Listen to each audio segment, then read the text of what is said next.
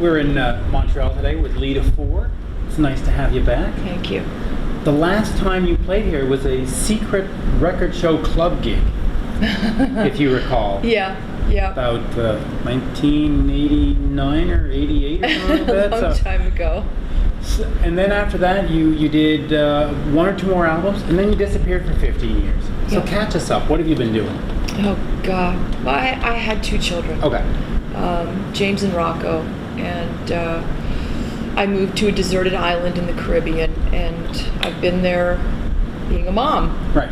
And now I got the itch to come back and make music, and Living Like a Runaway was really the first true LITA album that I've done since I came off the island. Yeah, because you did the album just before Wicked Wonderland. Well, I didn't. You were coerced. I was coerced for it, yes. Yeah, it's a bit of a, but this one is more of the classic sound. Yes. So tell me, how did this one come together? I was looking for record producers, and at the time I had spoke to various record producers, and I couldn't really find the right record producer.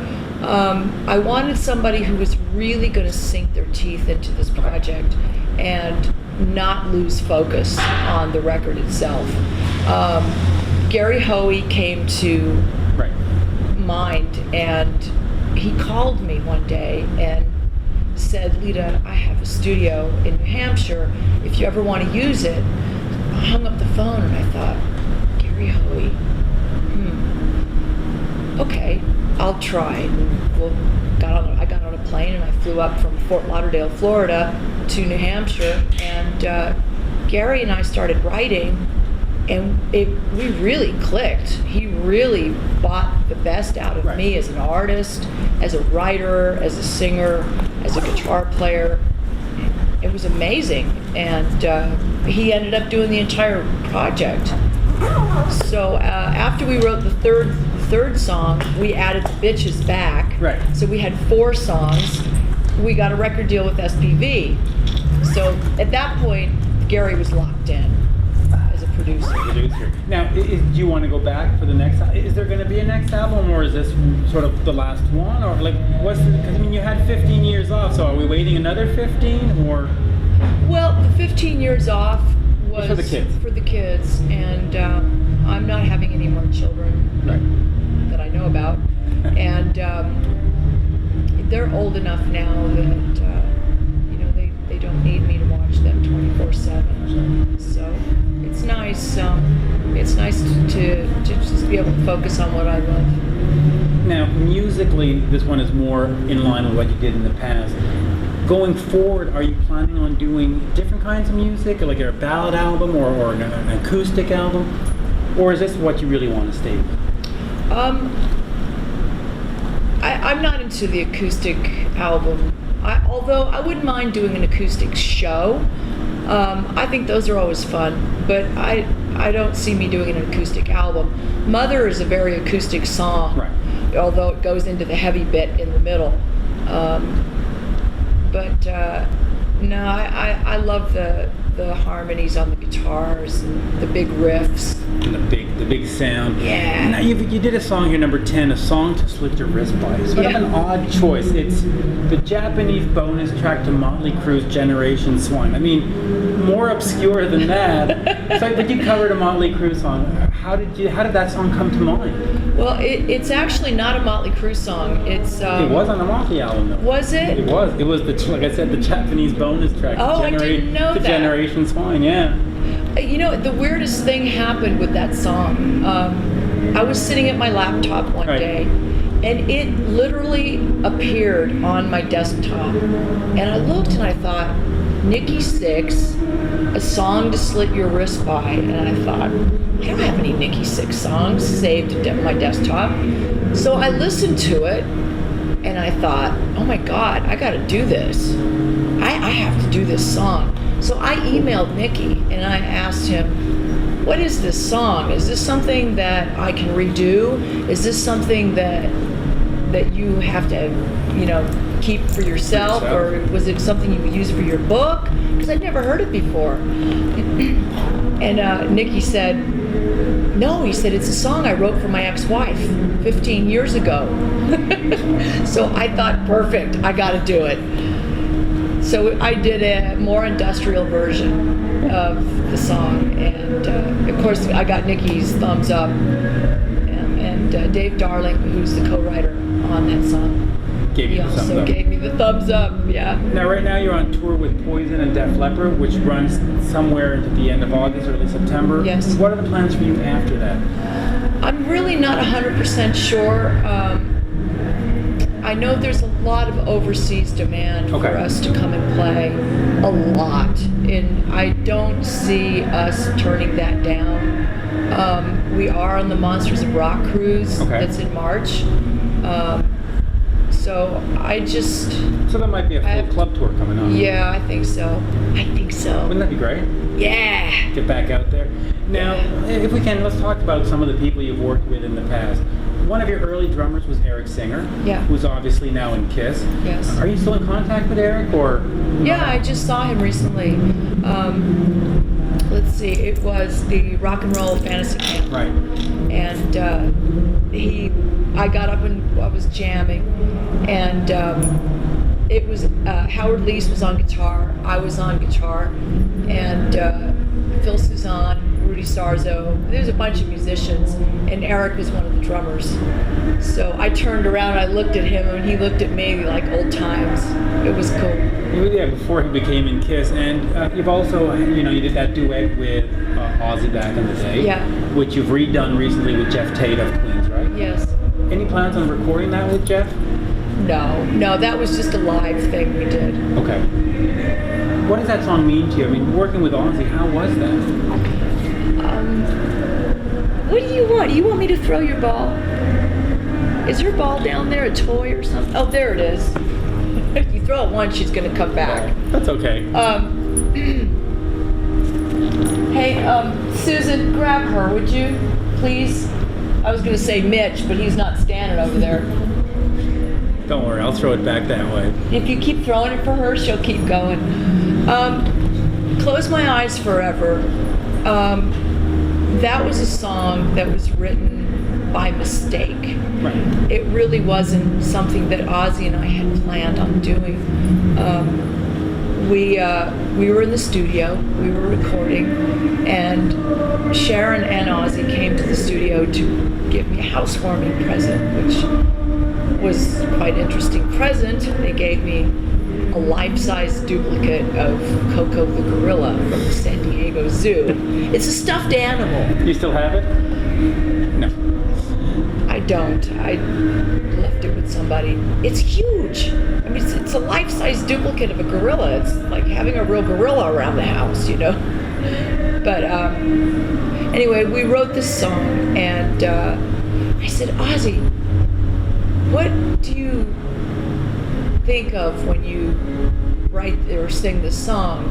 And Ozzy said, I picture myself on top of a mountain, looking out over the world with my eyes closed. Okay. All right. Let's do it. Let's do it. Yeah. Let's go for it. And it turned out to be a top 10 hit single. Yeah, that was a big album for you back in the time. I mean, before that you had some success, but then when Kiss Me Deadly hit, everything changed, right? Yeah. Kiss Me Deadly, it went over the top. I mean, it was a great time, a great tour. We toured with Bon Jovi, we toured with Blackmore's Rainbow, and we got all kinds of great tours in. And we did some shows with Ozzy. It was a really good few years. It was a good few years, yeah. It was a great time. It was a great video, too. Yeah. Coming back since you've been away for so long, how do you find the marketing of albums these days? Because back then, you did a video, MTV played it, you went on a major tour, like you were just saying. Now, you put out an album, and what do you do? Yeah. You have to try and promote it the best you can. we have a wonderful publicist, John Freeman, Absolutely. he's doing the best he can in this day and age. And I thank God for him, and I thank God for SPV Records, who is supporting us. They're doing this wonderful package on this album, and they're putting it out on vinyl. The vinyl's red. I've never seen red vinyl before. I looked at it and I went, whoa, that's badass. And it sounds great, too. So it really does. Sounds good. And it's got 3 songs per side, like the old vinyl. Because these tracks are so long, we couldn't fit 4 songs on one side. So we had to do it's a double disc. It opens up. Yes. It's beautiful. I'm very happy with it. That's I'm gonna have to get that actually. Are we allowed to talk about Tony Iommi a little bit, or Sure. how, back in the day it didn't end as well as it should have. Are things better now? And he's had his recent scare with cancer. Yeah, well,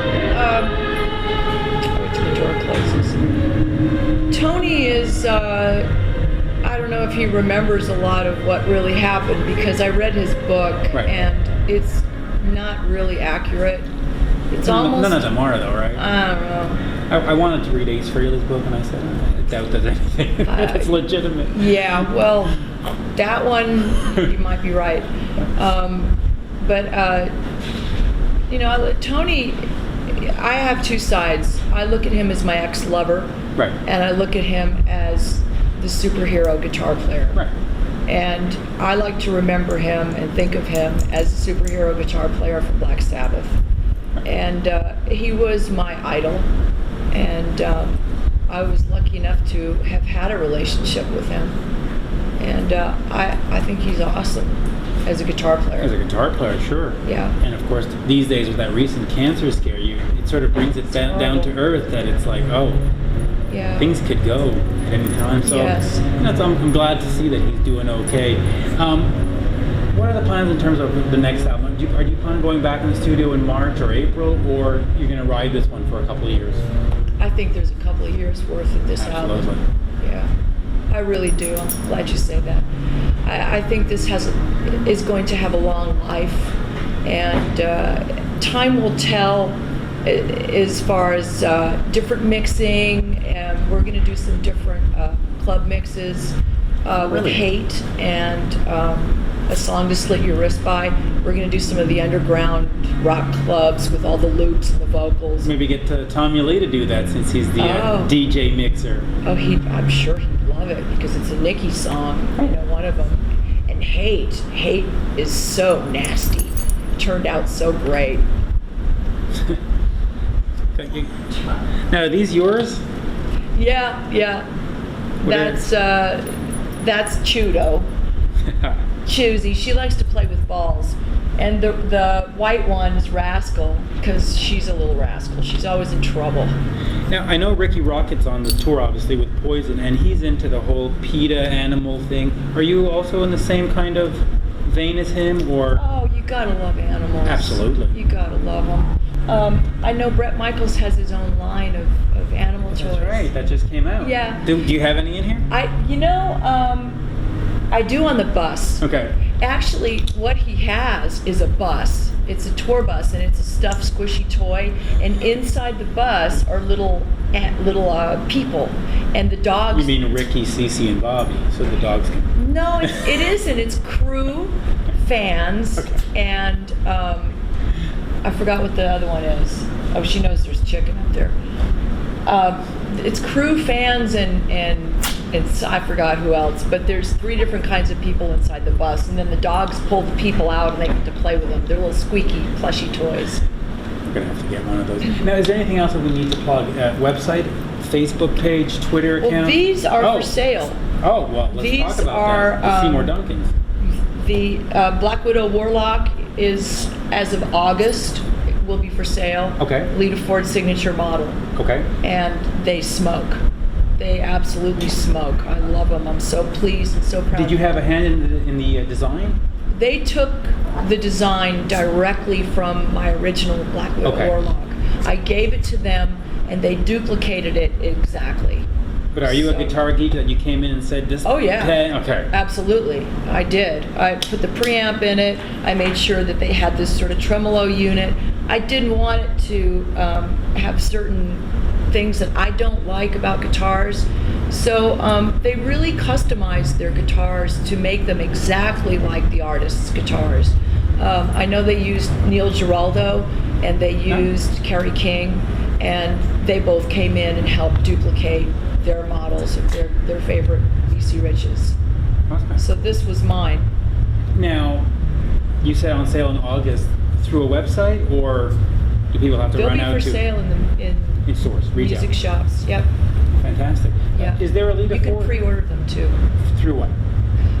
Through the music shop. Like go to your local music store, pre-order the Black Widow Now, Warlock. Gene Simmons of Kiss is doing a bass, the Punisher thing where he plays them on stage and then sells them to the fans. And are you doing anything like that? Oh, he does? That's cool. Yeah. He plays them I on- didn't know that. he plays one song, gives it to the roadie, and then signs it, and then sells it to the fans. Wow. Maybe something to look into. Yeah, right? Why not? Yeah, Probably get a few absolutely. extra bucks on the side too. Yeah, right. I know. Well, we're gonna do the meet and greet. I think that's a really nice idea, is to have a meet and greet backstage where you get to see your fans and hang out with them. And, Absolutely. bring them on the bus, play them some of your new stuff. And have Are there new something to demos eat. lying around? No, not yet. Those are my new demos. Those are the new. No, these are the full finished ones. That is the full finished ones. As a matter of fact, I spent a year doing that album. And after I was done with that album, I didn't want to write anymore. I was exhausted. I was just... I was going to ask, were you nervous going into this one because the last one sort of, well, No. it didn't go where it should have gone. I wasn't nervous at all because I knew exactly what I was doing. Okay. With the last album, I didn't have any control over it. Okay. I didn't have anything to do with the writing, even though it does say my name on it. You can tell by listening to it. It's It not a wasn't you. LITA album. No, it wasn't. So I wasn't nervous at all, actually. I was anxious. I was just like, get out of my way and let me at it. Okay. Yeah, Yeah, because after the last one, when they said LITA has a new album coming out, I think a lot of the fans went, "How's it going to be part 2?" Yeah. And so I think I was nervous for you.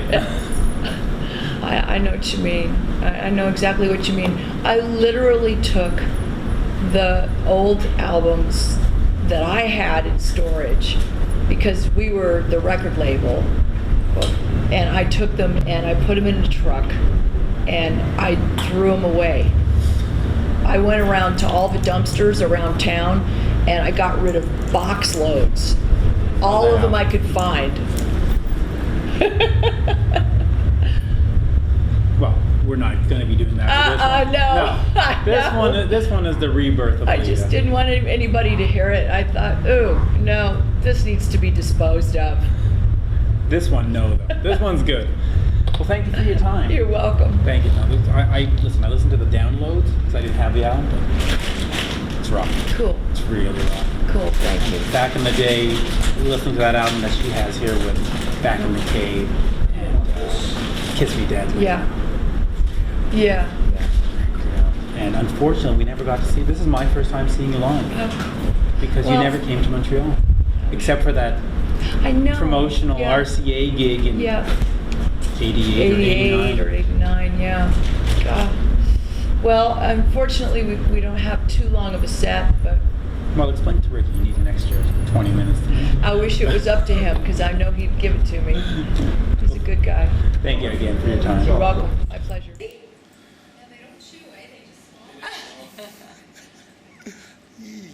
These are our tour mascots. This is Rascal and this is Chudo.